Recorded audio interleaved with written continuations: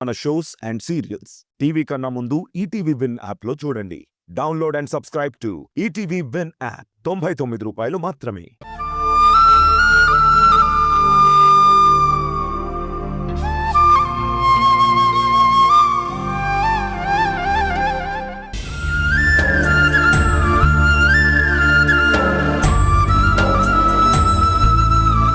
అతనికి జాగ్రత్త చెప్పడం కాదమ్మా, నువ్వు కాలేజీకి వెళ్ళేటప్పుడు వచ్చేటప్పుడు చాలా జాగ్రత్తగా ఉండు.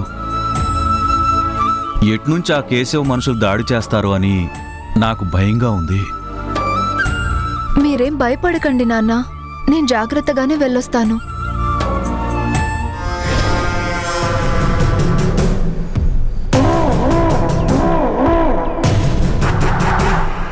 ఓరి నా పిచ్చి మొగుడా, నువ్వంతా ఆరాటపడి జాగ్రత్తలు చెప్పే ఆ బుజ్జి నీ కూతురే కాదు, ఓ తెగ ప్రేమ ఒలకబోస్తున్నావు.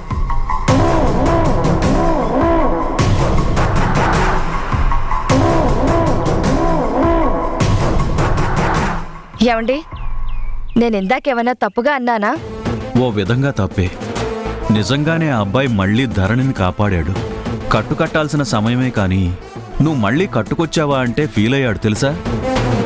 అందుకే నేను హాస్పిటల్కి వెళ్దాం రా అంటే కూడా వద్దండి, ఇంటికే కదా అని చెప్పి పాపం మొహమాట పడి వెళ్ళిపోయాడు. అవునమ్మా. అవునా, నేను ఆ దెబ్బలవి గమనించలేదు. పరాయి పిల్లవాడు పదే పదే వస్తే బాగోదని అమ్మని నేను పడాల్సిన జాగ్రత్తలు నేను పడ్డాను. అయినా ఏదో ఒకసారి సాయం చేశారని వాళ్ళెవరో ఎలాంటివారో తెలుసుకోకుండా ఇలా రాకపోకలు సాగిస్తే ఎలా? అసలే రోజులు బాలేదు.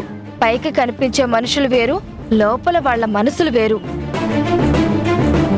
ఏదైనా పొరపాటు జరిగితే జీవితకాలం బాధపడాల్సింది మనమ్మాయే కదా. నా బుజ్జమ్మ విషయంలో ఎలాంటి పొరపాట్లు జరగవు. అందరూ మీ తమ్ముళ్ళలాంటి వాళ్లే ఉంటారని అనుకోకు. నీ బాధ్యత నీ తమ్ముడి విషయంలో చూపించు. ఆ అబ్బాయిని చూస్తుంటే మంచివాడో కాదో అర్థం కావట్లేదా నీకు? మనసున్నవాడు కాకపోతే మనలాంటి వాళ్ళకి ఎందుకు సహాయం చేస్తాడు? ఎవరెటిపోతే నాకేమని తన దారిని తను వెళ్ళిపోయేవాడు కదా. కానీ 2 సార్లు నా బుజ్జమ్మ కోసం ప్రాణాలకు తెగబడి మరీ కాపాడాడు. అలాంటి అబ్బాయిని తప్పు పట్టడానికి నీకు మనసెలా వస్తుంది? నీ తమ్ముడిది తప్పైతే లోకమంతా తప్పేనా? కాస్త పాజిటివ్గా చూడడం నేర్చుకో.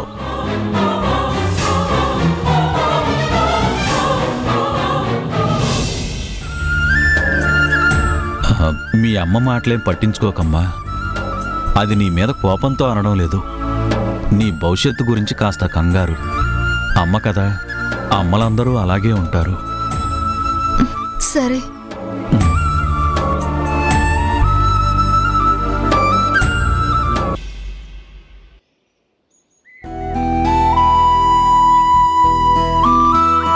రాబాలు,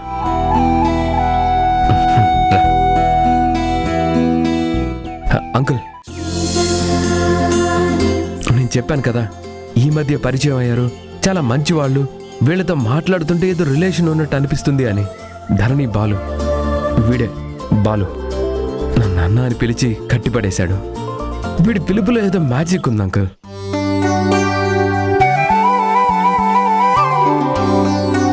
ఓ సారీ, నీకు చెప్పలేదు కదా, శివ అంకుల్ మా డాడీ ఫ్రెండ్. డాడీతో పాటే హాస్పిటల్లో పనిచేస్తారు. నమస్తే అంకుల్. నమస్తే. కూర్చో కూర్చో.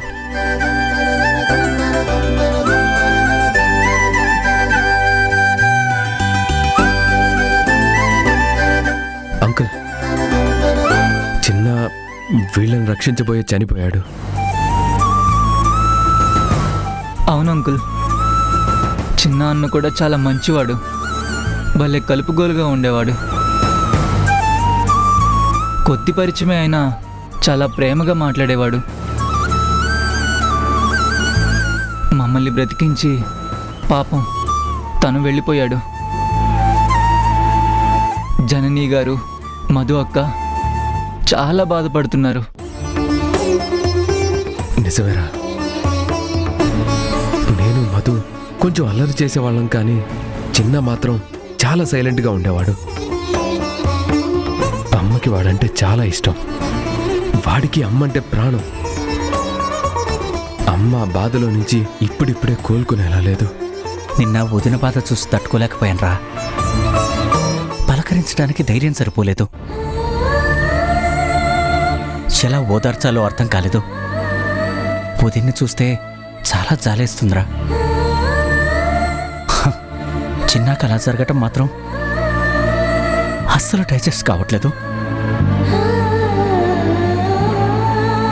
కొన్ని కష్టాలు ఎందుకు వస్తాయో ఎవ్వరికీ తెలీదు. కానీ కొన్ని వాళ్ళకి వాళ్ళే తెచ్చిపెట్టుకుంటారేమో అనిపిస్తుంది. అలా ఎలా అన్నా? కావాలని ఎవరు కష్టాలు కొని తెచ్చుకుంటారు చెప్పు? అవన్నీ ఎందుకు లేరా ఇప్పుడు? జరిగింది ఏదో జరిగిపోయింది. కానీ ఇప్పుడు అందరికన్నా ఎక్కువ బాధపడేది వదినే.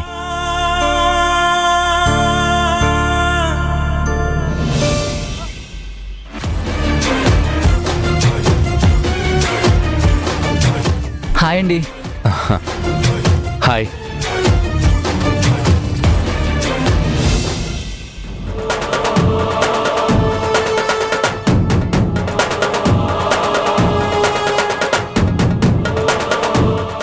అంకుల్, వాడి చేతికేదో కట్టుకట్టుందేంటి? ఎక్కడైనా స్కిడ్ అయ్యాడేమో. బోన్ ఫ్రాక్చర్ అయ్యి ఉంటుంది. ఆహా, లేదన్నా, నిన్న మా అక్కని నాన్నని సేవ్ చేసింది ఇతనే.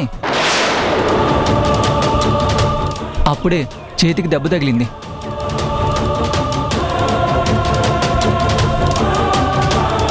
అంకుల్కి ధరణికి నీకు ధీరజ్ తెలుసా?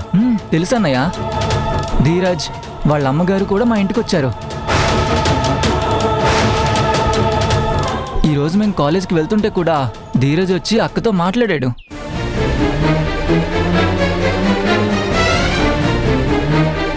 కాలేజ్ దాకా లిఫ్ట్ ఇస్తా రా అని కూడా అడిగాడు. కానీ అక్కే రానంది.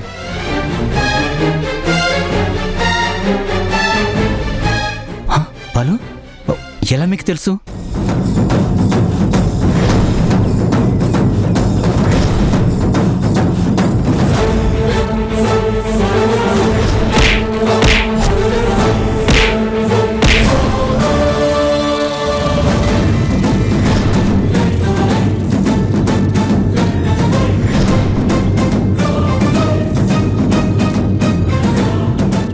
ఆంటీ ధీరజ్ చాలా మంచివాళ్ళన్నా.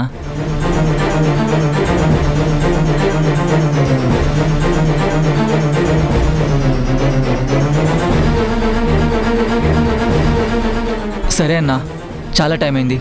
నేను ఇంటికి వెళ్తాను. లేట్ అయితే నాన్న టెన్షన్ పడతాడు. అరే, నేను రానా డ్రాప్ చేయడానికి? పర్లేదన్నా, నేను వెళ్ళిపోతాను. సరే మరి, జాగ్రత్త. అలాగే, బాయ్ అన్నా. Bye uncle. బాయ్. ఏంటి అంకుల్, అత్త ధీరజ్ వీళ్ళింటికి వెళ్ళడం ఏంటి? పైగా సాయం చేశారంటున్నాడు. వాళ్ళెవరికైనా హాని చేసేవాళ్లే కానీ సాయం చేసే బుద్ధి లేదు కదా. పైగా ఈ ధీరజ్ గాడు ధరణిని బైక్ ఎక్కు డ్రాప్ చేస్తా అనడం ఏంటి? వాళ్ళిద్దరి మధ్య అంత జనం ఏర్పడిందా? వీళ్ళు జనాన్ని ఏ మార్చేవాళ్లే కానీ వీళ్ళలో మంచి ఎక్కడుంది అంకుల్? అదే నాకు అర్థం కావట్లేదు. అసలు సాయం చేద్దామన్న ఆలోచన వాళ్ళ బుర్రకే రాదు. అలాంటి వాళ్ళ గురించి బాలు ఏంటి మంచోళ్ళని చెప్తున్నాడు?